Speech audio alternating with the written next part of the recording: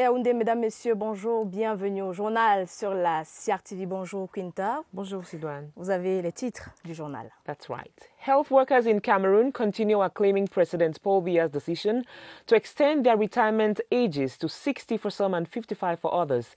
They say the gesture will contribute in boosting the quality of healthcare delivery and in molding younger health staff.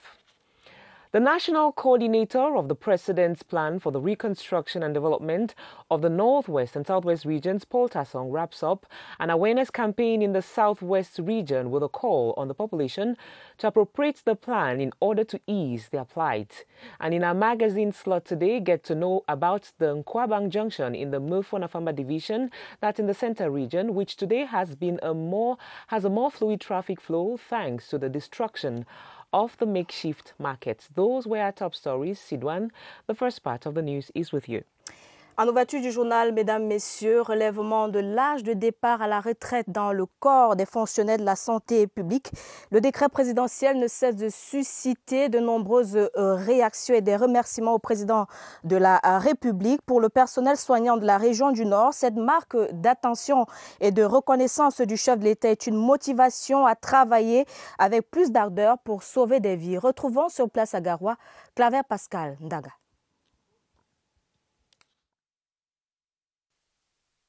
Une fonction. Les uns et les autres vraiment aller de l'avant. Le directeur de l'hôpital régional de Maroua, pour sa part, voit en ce décret une profonde marque de soutien et d'encouragement du chef de l'État. C'est quelque chose de formidable qui était attendu depuis. Et cela prouve une fois de plus que quand le chef de l'État promet, il réalise. Quand il a félicité le personnel de la santé, j'étais sûr que quelque chose suivrait. Et puis c'est arrivé aujourd'hui. Ce relèvement, souligne-t-il, va renforcer la sécurité sociale des fonctionnaires des corps de la santé publique. C'est un appel maintenant à beaucoup plus de responsabilités. Quand quelqu'un va à retraite à 50 ans, ceux qui allaient à 50 ans, à 48 ans, encore très jeune, il peut se livrer à n'importe quel genre de pratique, mais je crois maintenant, 55 ans, c'est un âge un peu plus mature. Les médecins, infirmiers et autres aides-soignants engagés depuis mars dans la prise en charge des patients du Covid-19 voient ainsi leur dévouement honoré et récompensé par le président de la République. Vous l'avez sans doute rectifié par vous-même, il s'agissait de Abdoulaziz Amadou de CRTV Extrême Nord qui nous présentait là quelques réactions du corps médical dans cette partie du pays en réaction à cette décision du président de la République. Mettons le cap à présent sur la région du Sud-Ouest pour prendre le pouls de la lutte contre le Covid-19 dans cette partie du pays. L'unité de lutte contre la pandémie dans cette région s'enrichit d'une station mobile de dépistage rapide du Covid-19. Avec cet équipement, les tests rapides et gratuits sont désormais disponibles partout dans la région. En plus, dans cette bataille pour circonscrire la propagation de cette pandémie. Retrouvons sur place Stéphane Talla pour plus de détails. Des 13 cas de Covid-19 que compte la région du Sud-Ouest, 7 ont été enregistrés à Boya, 5 à Limbe et 1 à Kumba. Selon les responsables en charge de la santé publique, la plupart de ces patients bénéficient d'un traitement au centre de Boya. Les cas les plus graves ont été transférés à Douala. Cette réunion du comité régional de lutte contre le Covid-19 a permis aux membres de constater avec satisfaction que les populations du Sud-Ouest adhèrent massivement aux mesures d'hygiène, notamment le lavage régulier des mains et l'usage du gel hydroalcoolique. Nous avons amélioré notre système de contact tracing. C'est-à-dire que les gens qui ont été exposés, nous sommes en mesure maintenant de les chercher et puis les suivre et éventuellement les tester. Au cas où les tests s'avèrent positifs, on les met sous traitement qui est d'ailleurs gratuit dans notre centre de Boya, à l'hôpital régional de Boya et à Limbe et dans une même mesure à Kumba. La lutte contre le coronavirus s'intensifie dans la région du Sud-Ouest. Nous avons eu à installer les stations de lavage des mains. Nous avons eu à produire 10 000 masques. Nous avons déjà eu à distribuer à peu près 1000 dans les prisons de Boya. Le gouverneur Bernard Okalia-Bilaï appelle ses collaborateurs à poursuivre la sensibilisation afin d'amener les populations à s'approprier les mesures barrières. Repartons dans la région du Nord pour prendre quelques réactions. La vague de réactions et de reconnaissance du personnel soignant au chef de l'État à travers la région du Nord. Ce personnel qui salue cette décision du président de la République et qui estime que cette belle reconnaissance du chef de l'État va permettre d'apporter une nouvelle motivation à travailler avec plus d'ardeur pour soigner des vies. Retrouvons sur place Claver Pascal Ndanga. Rester mobilisé, dévoué, déterminé à sauver des vies, c'est avec soulagement que la mesure présidentielle a été accueillie par les personnels de la santé dans le Nord. C'est une mesure qui était attendue depuis longtemps. Et je crois que le personnel médical et moi-même, nous sommes heureux que l'âge de départ à la retraite soit révisé à la hausse. Et il y a une grande joie. Pour le corps médical, le geste du chef de l'État est un hommage appuyé, sincère et pertinent qui démontre son sens d'humanisme. Ceci relève de la sollicitude permanente du chef de l'État et de son gouvernement. Et je crois que les médecins ne partiront plus jeunes à retraite. Au-delà du Covid, le personnel médical est toujours écouté. Ce relèvement de l'âge de départ à la retraite est une occasion de valoriser l'expérience acquise. Quand tu vas en retraite un peu plus tôt, c'est le privé qui bénéficie. Avec cette augmentation, je pense que l'État va profiter davantage, le secteur public va profiter davantage de l'expertise des infirmiers. Nous remercions le président de la République pour ce geste. Dans le Nord, les personnels de santé entendent continuer à se battre avec rigueur et professionnalisme pour préserver des vies, surtout en cette période de crise sanitaire. And if you're just joining us, you're watching the midday news on the Cameroon Radio Television, the CRTV. The news of the extension of the working ages of health workers in Cameroon to 60 for some and 55 for others is receiving positive echoes. Coincidentally, the news was broken when the Marwa General Hospital was evaluating the COVID-19 situation in the region. Details with Ayuk Jonashu. It is with radiant faces and broad smiles behind their face masks that civil servants of the public health sector in the Far North region received a presidential decree extending their retirement age. The good news came at a time when the director of the Marwa Regional Hospital and his collaborators were busy at their daily evaluation of the COVID-19 situation. With a great joy that we received that message when the secretary came and informed us that a presidential decree has just been read over the radio. We were sure that the head of state will do something because when he promised, he realized. That's a very big motivation factor for the health personnel. The same euphoria prevails among medical and paramedical personnel governed by the labor code. Very good news for the health personnel. We work harder to take care of patients in a good way. The presidential gesture will undeniably motivate the health personnel in the Far North region in their service delivery, especially at a time when they are mobilized in the battle against the coronavirus. Public health authorities in the Northwest region have praised government's decision to extend the retirement ages of health workers in different categories of the medical corps, saying it will boost the quality of healthcare delivery. Some of them who spoke to CRTV said it allows for the more experienced staff to train the younger ones. We have details in this report by Winston Lebga. They say that they spend about 7 years to graduate as general practitioners, plus an additional 4 years to become specialists. So by the time doctors leave school, they are generally older than their counterparts in other professions. Some of those who've applauded the decision to extend the retirement age of the medical corps compare it to wine that gets better with age.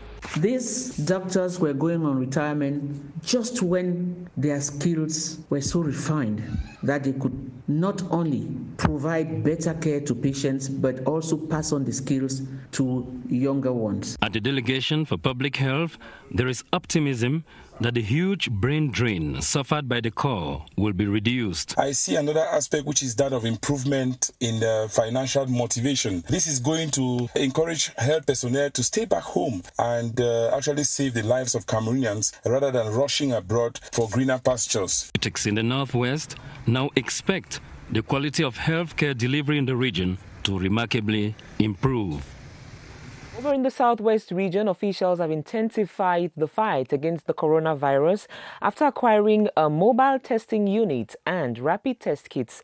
According to the Southwest Regional Delegate of Public Health, Dr. Ebongo Zaccheaus, the public should make proper use of the equipment recently acquired by government. Details with Henry McCauley. Fako Division and recently Meme, according to local health officials, are so far the hotbeds of the COVID-19 pandemic in the Southwest region, with 7 cases recorded in Boya, 5 in Limbe and 1 in Kumba. Some of the patients are being treated at the COVID Specialized Center at the Boya Regional Hospital, while those who developed severe cardiovascular respiratory complications have been transferred to Douala.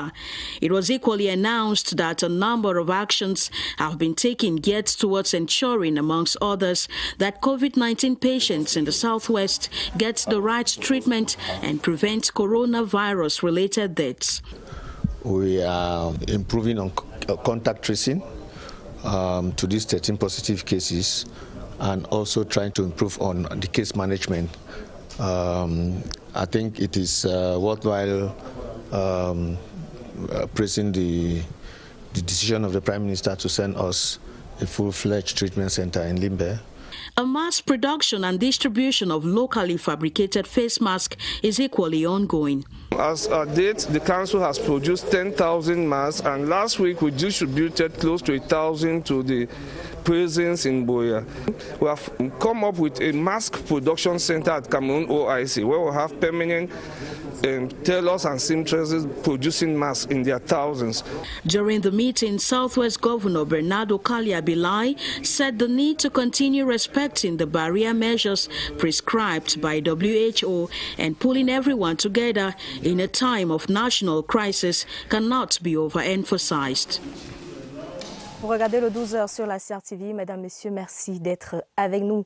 L'actualité diplomatique dans ce journal, l'ambassadeur de la République arabe d'Égypte au Cameroun était reçu en audience au ministère des Relations extérieures. Au menu des échanges entre les deux personnalités, plusieurs sujets d'intérêt commun entre le Cameroun et la République arabe d'Égypte, notamment la situation sanitaire actuelle liée à la pandémie du coronavirus.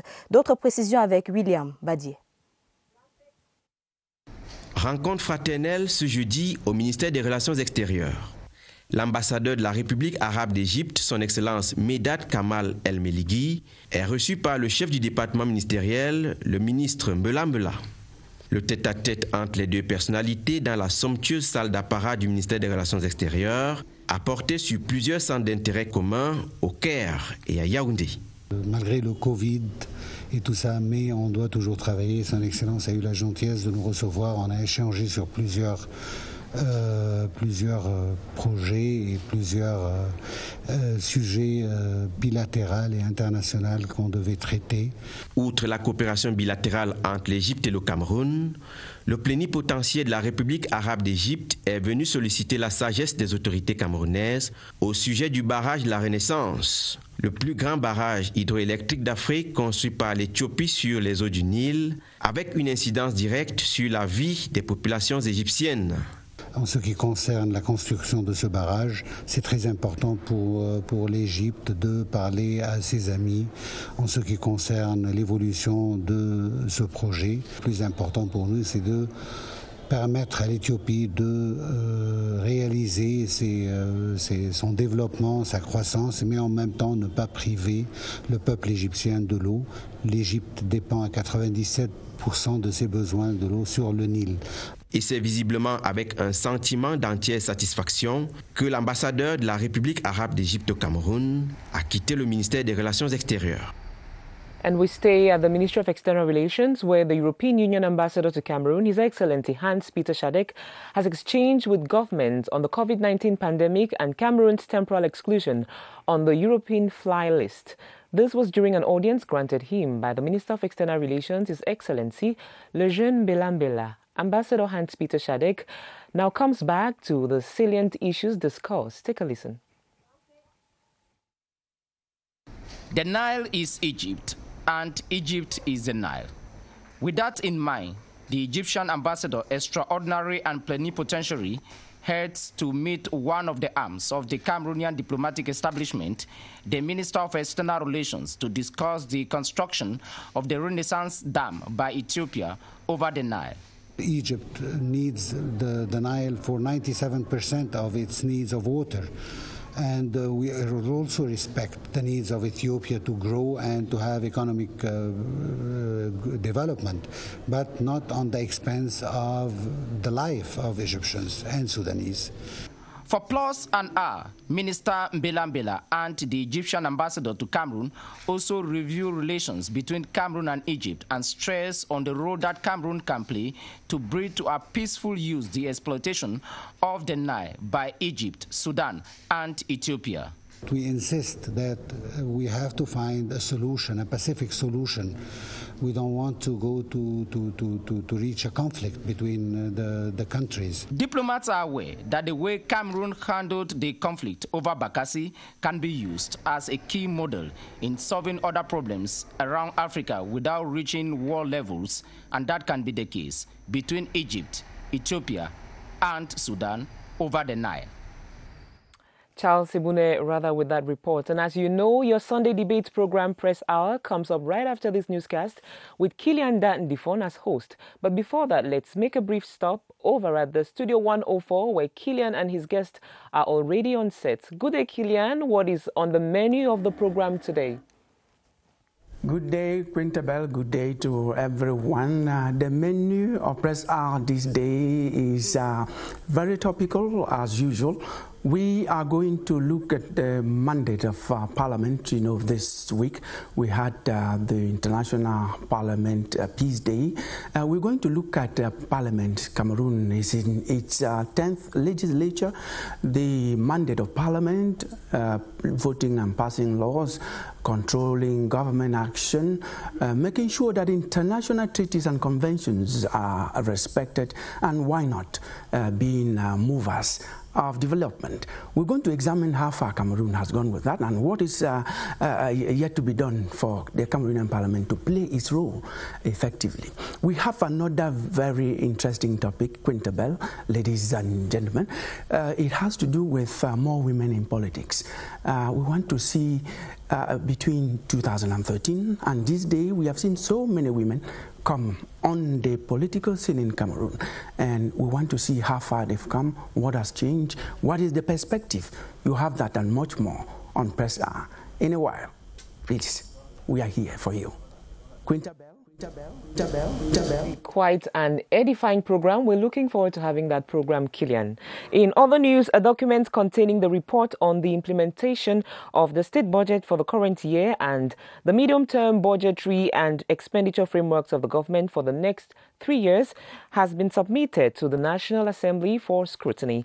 The 2021-2023 medium-term economic and budgetary programming document, which serves as a framework for the preparation of the 2021 finance law, was tabled during a plenary sitting at the National Assembly. Charles Ibune with the details. 2 years ago, Parliament legislated on 2 bills.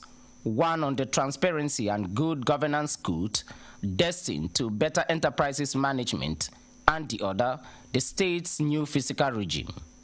One of the key innovations of the promulgated legislations was the introduction of the budgetary guidelines mechanism, loosely translated as the budgetary orientation debate, a legal process which compels the government to transmit to Parliament each year an informed business forecast for the medium-term evaluation of the economy. Today's Chairman's Conference of the National Assembly, chaired by House Speaker Kava Yege Jibril, was to receive this 105 pages document from the government, which presents Cameroon's anticipatable economic outlook from 2021 to 2023, to be in tandem with the program budget option opted by the government for people impacting based performance. The lengthy dossier, which outlines the qualitative and quantitative global and local potential in all areas, including employment and growth benchmarks, had gone through a special cabinet session a few days ago, a session in which Finance Minister Louis-Paul Motaze expounded on the content of the document.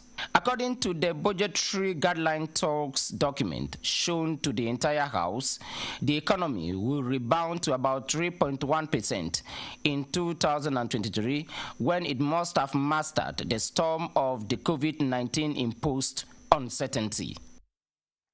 L'actualité au Parlement pour refermer cette édition d'information. Mesdames, Messieurs, merci de nous avoir suivis. Merci de choisir la CRTV Pinta. Bonne fin de week-end. Bonne fin de week-end.